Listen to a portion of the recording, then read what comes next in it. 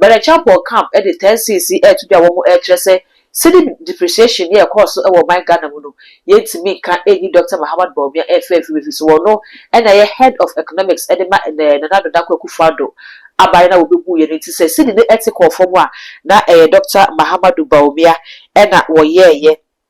Abusia and somebody there a baby or say or you're very vindicative and also one more mo ya we no any afufra e ka ho and Dr. Bryan Acheampong the camp and they bought Dr. Muhammad Bawumia watch says and 70 any whole quite se Ghana for eto abano edemano Abusia Bryan Acheampong and this and semi from camp ever bought Dr. Muhammad Bawumia and Dr. Muhammad Bawumia so a camp say it is a cocoa we ya na it will be a loom. That's so as we near Jania Tifu. It is our percent with the cocoa a quay ye dear. And a woman is to throw every Bryan quite one so a kuchi some makumaku it do. Ya almost so air chesses and semi and somewhat it was said delegates no. One more shady year pass a woman to abano and farmer Bryan Acheampong doctor if he say no. And an edika will say one or your mastermind behind the Ayawaso electoral violence. Now ya. Yehu ni si ye ewo ayawaso a epipi fu ekopie mu ho ene ye bro mo pa ye e ma ye ma me hawa kumsin krade se ne ensam no ebeto media no videos no e dia da se ne mo de mo se siki ka ma mi na enye asem keto ne nyina no wo mo e kire se eye Dr. Bryan Acheampong ena e share tin so mo kra mo wa se besi ne ya IDP tetenye hodo eto sanfan frɛ no se wo ma me cheche ensem no fi se de course no de open wo share chire ya na wo twetwe ehoma pa de a Dr. Bryan Acheampong.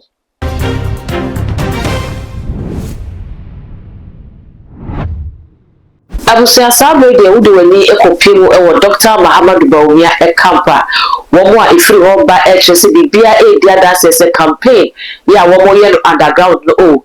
koso ye kama pa kunibie de Dr. Muhammad Bawumia enter 31st January 2026 enso na MPP esi ahene ni etu ahene fo enko kwakire wo madwene na Dr. Muhammad Bawumia ena womo ema ne saso se ono ena eba bidi party no enim emfa ho ne ensem a ena monten so efa ne ho na womo ba ya womo beka ne sei no ena Bryan Acheampong camp so edi ensem bi abeto monten a womo kire se the 10 cents of Dr. Muhammad Bawumia womo kire ensem a maku edu ya enye se papa efa Dr. Muhammad Bawumia edunti enwo se NPP delegate no eto aba edema na busia enye wono kwa Bryan Acheampong so ebi fi Dr. Muhammad Bawumia camp aba bonten a wono so womo kire se wono so ewo sense bi ewo no ho a womo de nyina aba beto jama mo akwa aba e de abatu magi eto no waso so me subscribe to no so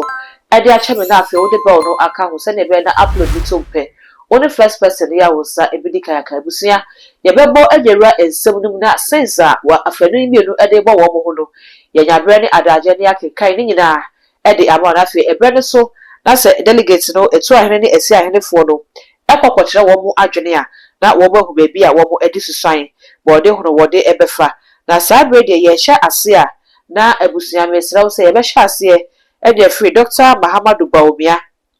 na kache ene ensem ya wo mo aka ede afa Dr. Muhammad Bawumia ho a wo mo kire se sa ensem ni ti eni ho kwan se NPP delegate no wo mo ko akoto abana wo mo to abano ede ma no ba ko wo mo kire se Dr. Muhammad Bawumia wo ye full of lies wo ye doctor of lies enu ti kwa wo betwanitia se oye bawulaya enu eye ne etoso 11 no wo ko hwe wo se o Dr. Muhammad Bawumia wo ye bawulaya na kire se epe obi a wodi drop ha ewo amanyosemu a wono a ebeka asemu nim se ensem a mi kan die eye kontompo pa na mitwa o utime ka na munyi Dr. Muhammad Bawumia efrim ipedifo so se wutwa kontompo e ma wosafo ayira woda bonten enti ene abaye kwato ya Dr. Muhammad Bawumia ni kontompo wutwa ye de safo ayira ye ma abado wentimi endimu emu enkunim no afi se wo ba ne to so say use of state vehicles for campaign that is Dr. Muhammad Bawumia abai cars ya wototo ye edema abanyuma no eno ena Dr. Muhammad Bawumia ede ye ne so no kwa no ye na agene se oba be presa Ghana for eto no so aba na kaka akwa odi bedi djuma wodi be bonto na ko no Dr. Muhammad Bawumia no oni bi na embom no eye abai cars na wototo ye no eno ena Dr. Muhammad Bawumia ede di djuma wodi bo at pro ede ka nensam no etre delegate no enti we no eka ho bia e wo say NPP delegates no wo to aba e de ema no o say was sign so indecisiveness of key policies. I say ba no say yensi gina ye pa de a oh Dr. Muhammad Bawumia wodi hwe ka e de fa ho currency depreciation ade baako ya wo sign e de Dr. Muhammad Bawumia so bo pa kire say ye Ghana sika no oh oba ye na Ghana sika yenim say enye de na so na na ebetimi aye na eye Dr. Muhammad Bawumia free o say obe match dollar no me na to kg ma locking up ato safwa no kwa ato atwene afei ye bu ye ni tetete ya dollar na abuche ya wa pf kg no ma sa abre de wo ko baba tebra NPP for efi abamu no na Ghana cedis no atete se ko tebe no na pene ho ba bia enya da fom tim ya wo ne nan ama dollar no abu kam e de afa ne so but Acheampong camp e de 10cc e to dia wo mo e kire se city depreciation ye course e wo my Ghana mu no ye ntimi ka eni Dr. Muhammad Bawumia FF so wo no e na ye head of economics e de ma na do da kwaku fado abai na obebu ye nti se city ne ethical form a na Dr. Muhammad Bawumia e na wo ye abusia ensem ne de bebre o say oye very vindicative and also wo mo echechimu e wo ho ya we no e de afofra e ka ho e na Dr. Bryan Acheampong the camp e de bo Dr. Muhammad Bawumia wo kire say sa ensem nti eni ho kwan se Ghana fo eto abano e de mano abusia Bryan Acheampong e de sa ensem fi wo camp e bo Dr. Muhammad Bawumia e na Dr. Muhammad Bawumia so e camp e kire say etosukoko we ya na ewo bia num da so asubie ni eja ni atifufu eti se opese odi kokrobotie ekwa yie dia ene wo mo de sutro ebeja Bryan kwan wo mo so akuche se maku edu ya wo mo so e kire se sa ensemi ene ye ensemu a ewo se delegate no wo mo hwe ne yie pa se wo mo to aba no emfa ma Bryan Acheampong doctor if se wo no ena na edika wo se wo mo oye mastermind behind the Ayawaso electoral violence na no ya yehu ne esi ye ewo Ayawaso a EPP fu ekopie mu ho ene ye bro wo mo pa ye e ma ye ma me hawa kumsin krade se ne ensam no ebeto media no so videos no edi adasa se ne mo de mo sesiki ka ma mi na enye asem keto ne nyina no wo mo e kire se eye Dr. Bryan Acheampong ena ehye tinso wo mo kra mo wa se besi ne ya IDP tetenye hodo eto sanfan frɛ no se wo ma mecheche ensem no fi se de course no de open wo hye akire ya na wo twetwe ehoma pa de a eye Dr. Bryan Acheampong or say or orchestrated a Dubois removal through Anas. I say one Anas etimi up and that one year ya so be a Dubois edino efi ho plotted the removal of Can Dapa from office. Ye mesha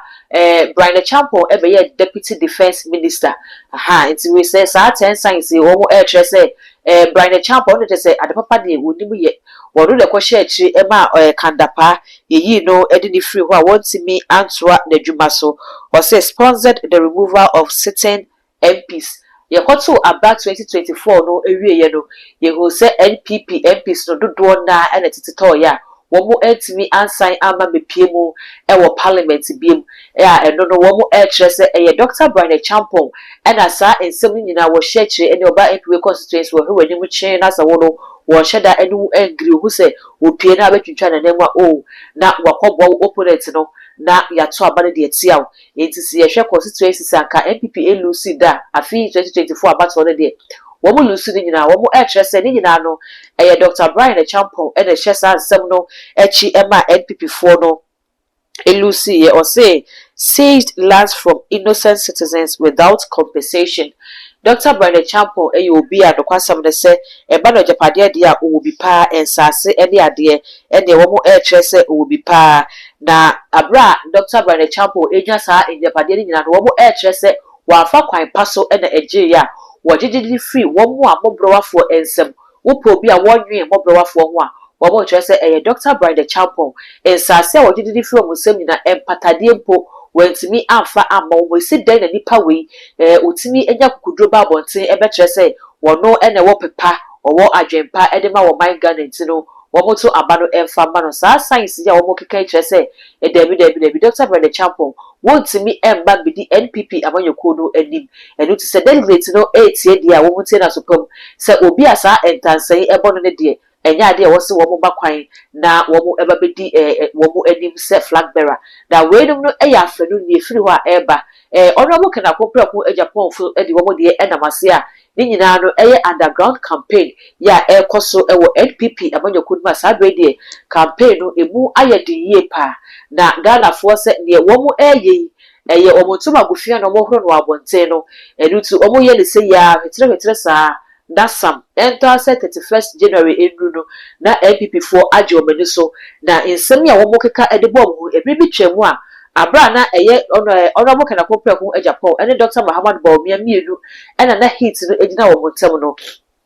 omo de sobo ebo ono mo kana kopraku Acheampong se ekugu a Dr. Bawumia edi ne fakase na afiri no so no no mu nsem wo keka ye no eno ena ADC fo no efa gina so ede ye campaign eti a Dr. Bawumia eti we ya wo mo so etuma ne wo ho se no enye wanwase o eye campaign message ena wo mo etwro ede ma NDC fo no tigana fo se NPP fo no wo mo nyira wo ho se wo mo nyoma dwene so bedi to media ne wo mo ye di eye kwan pa no mo nam so a omo tro campaign message ede ama NDC fo mo nyira wo ho so no na nipa delegate be kwa koyi no so o megina NPP anemu no NDC fo be fa ensem wo keka de fa nipa no ho assign ede aye campaign etia wo ama 2028 abada be kwa koto no wo mo be sai ede mu egugu abusua senya ensem no esitie no eno ne di mu echemu ababeso mu amesre se obeja wo comment wo comment section ho ede ama me na afei when me subscribe button no so too much gh ya kai se wo de bell no ebeka ho sa no upload ni to mu apepro na phone no abo wo kai no wetu wo se ne ensem no